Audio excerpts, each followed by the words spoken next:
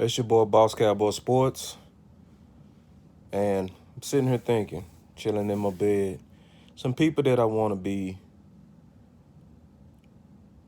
wrong on. Y'all stay with me. Let's talk.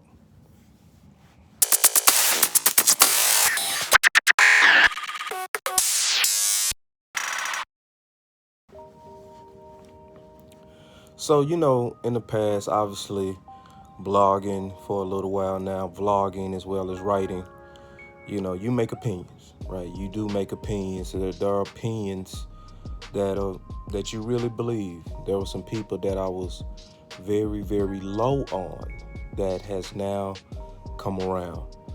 I've learned some things about that, and I'm going to talk about that real quick. One of the people, obviously, is Dalton Schultz.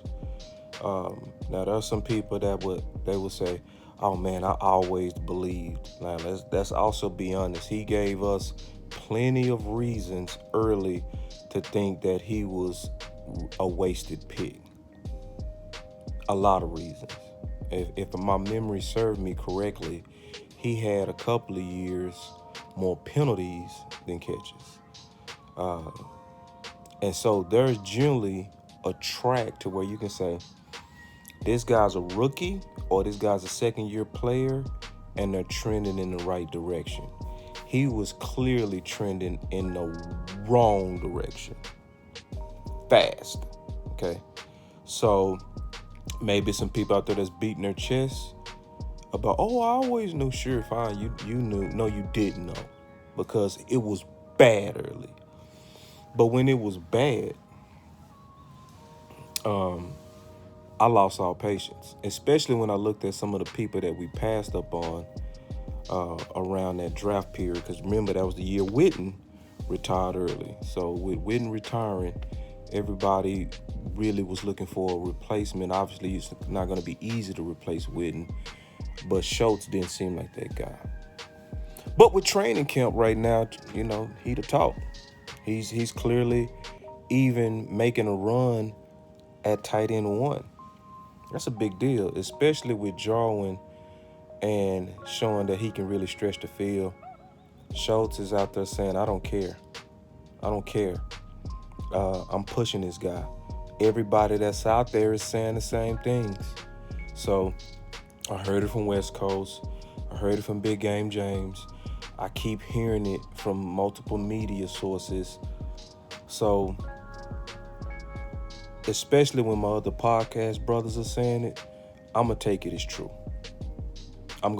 true. And you can clearly see some of the clips and highlights, and you can see Schultz looks to be building upon where he left off. But that goes back to what I was saying. I was pretty much out on him, all the way out. And so, there's nothing wrong with saying, you know what? Because I wanted him away from the Dallas Cowboys. I didn't want him to be a Dallas Cowboy at all with his first 2 years. It was only till last year that I was like, he finally came around to becoming a solid tight end, a reliable tight end. Not elite, not great, but definitely steady. So, and I'm happy with steady. So, he's one of the guys I can say, boss, you got it wrong on. And that's okay. I got it wrong on him. And you always want to be wrong if you really for this team winning. If you really for the Dallas Cowboys winning 6, you want to be wrong. Especially when you want to be wrong when you thought players didn't have it, right? You want to be wrong on that. You want them to prove you wrong. And some of them are doing that. My number 2 guy, that once again, we're hearing good stuff about, Noah Brown. I was very impatient with him. He was somebody that I had a solid reason to be as well, because he wasn't getting on the field. He was always injured, and we kept giving him chance after chance after chance after chance after chance. And it had the look of favoritism and, nepotism and all kind of isms. And it gets frustrating because you don't want politics on your team, because politics pulls down the whole group, because nobody want to be in a place to where men are favored, because then why would I give my all if this other guy's go skip me just because he's preferred. So he's somebody coming out of the 2020 season that was a quality number 4 receiver. Reports of the day that he gave Michael Parsons a nice ear hole, and that's what you want. You want guys that'll go after the first round, that'll say, man, I don't care who you are, man. I'm finna give you this business. We got the pads on. And Noah is not just, and hasn't just become a reliable catcher. He has also become, and he is very reliable on special teams. And he's showing from day one that he's willing to do the dirty work. You always got to love a receiver that's willing to do the dirty work. The guy that's willing to go after Michael Parsons. The guy that's willing to block downfield. And now he's become a solid pass catcher. Will I think he would ever become a super solid number 2? I don't think so. But at least I'm saying now I don't think so, because he's actually somebody else I could say that I was wrong about, right? Because after about 3 years of never really seeing Noah Brown, and when we saw him, he was always falling. He seemed to be clumsy. He wasn't making plays. They gave him plenty of opportunities, but he didn't make the plays. He was actually getting a lot of reps to the point it was frustrating.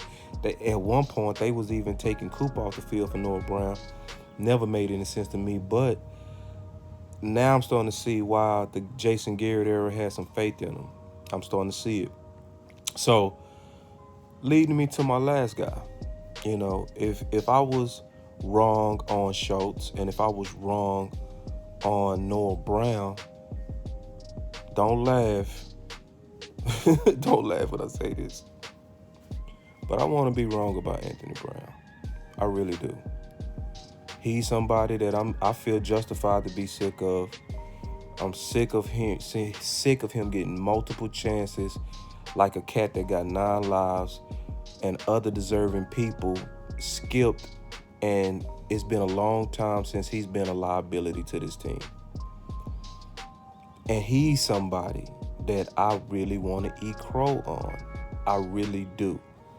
Even though I hear buzz about him in training camp, it seems like the normal favoritism buzz, to where the guys that bet on him and the media people that bet on him just go give him another life. And I'm trying to learn. Y'all be patient with me. I'm trying to learn and say, okay, you was impatient with Schultz. He came around.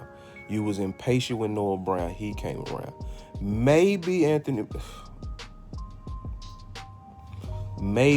Well, let me say this. I just want to be wrong. Because if I'm wrong on Anthony Brown, our team is better. Please, Anthony Brown, shut me up and shut up everybody that doubts you. You, just like them other 2 guys, you gave us reasons. But I'm waiting on you to change that narrative, my brother. I really, really want that. Now, other people, you seem to be a favorite guy with the front office. You seem to be a favorite guy to the media. They never really pound you like you deserve. But I could be wrong. And every day you got a chance, and every player got a chance to get better. So I really want to make a video, because a lot of us like to make videos and we like to do content on where we got it right. Sometimes it's good to just slow down and say, where did you get it wrong? And what did you learn from it? So I've learned, boss, be a little bit more patient with some of your guys. Everybody's not going to be Dak. Everybody's not going to be Zeke, where they hit the ground and they're instant dogs, right? Like, there was no learning curve really needed with Dak and Zeke. Zeke took about 3 games to get in the groove after 2016. Dak took about 1. Like, after the Giants, he seemed to be in a rhythm in 2016. But that's not normal. Some guys take 3 years. Some guys take 4. Maybe some guys take 5. So I'm trying to learn from this. I'm trying to be an honest content creator, where if I'm going to talk about where I got it right, I also need to talk about where I got it wrong. And I want to talk about areas I want to be wrong. And I want to be wrong with Anthony Brown. So y'all stay with us. We're going to have plenty more content coming. It's gonna be videos similar to this, and other stuff. So y'all just enjoy the day, enjoy training camp, and stay tuned to the next video. Peace.